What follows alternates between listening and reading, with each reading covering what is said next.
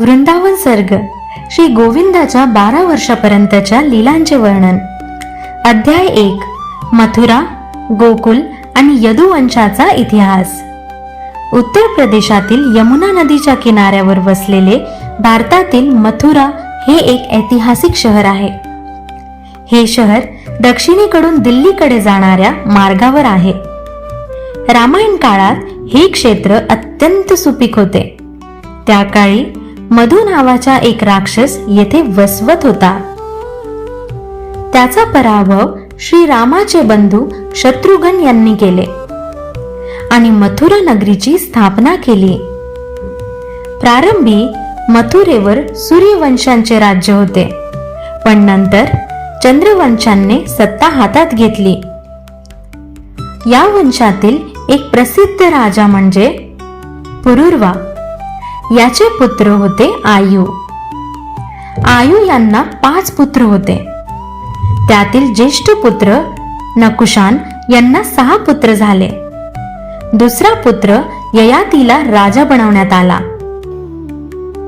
राजा ययातीने असुर गुरु शुक्राचार्याची कन्या देवी आणि हिच्याशी विवाह केले. त्यांना 2 पुत्र झाले, यदु आणि वरवास. यदूंच्या वंशजांना यदुवंशी असे म्हटले गेले, ज्यांनी मथुरेवर राज्य केले. याच वंशात भगवान श्रीकृष्णांचा जन्म झाला.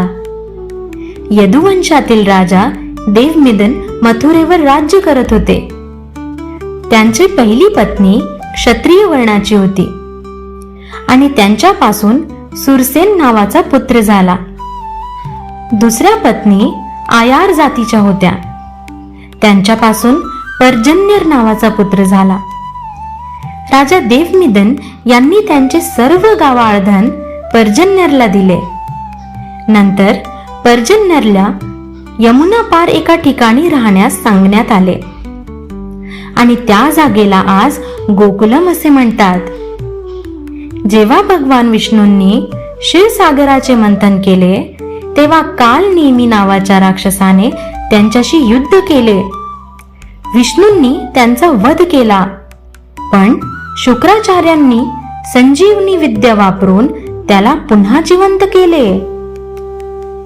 पुनर्जन्मानंतर कालनेमीने 60 वर्ष कठोर तप केले आणि ब्रह्मदेवाकडून असा वर मागितला की त्यांचा मृत्यू ब्रह्मदेवांच्या हातून होऊ नये.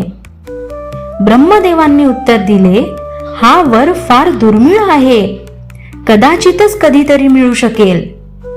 त्यानंतर कालनेमीचा जन्म मथुरेच्या राजा उग्रसेन यांच्या पत्नी पद्मावतीच्या पोटी कंस म्हणून झाला. किती रहस्य लपलेलं आहे यामागे. चला पाहूया पुढील अध्यायात.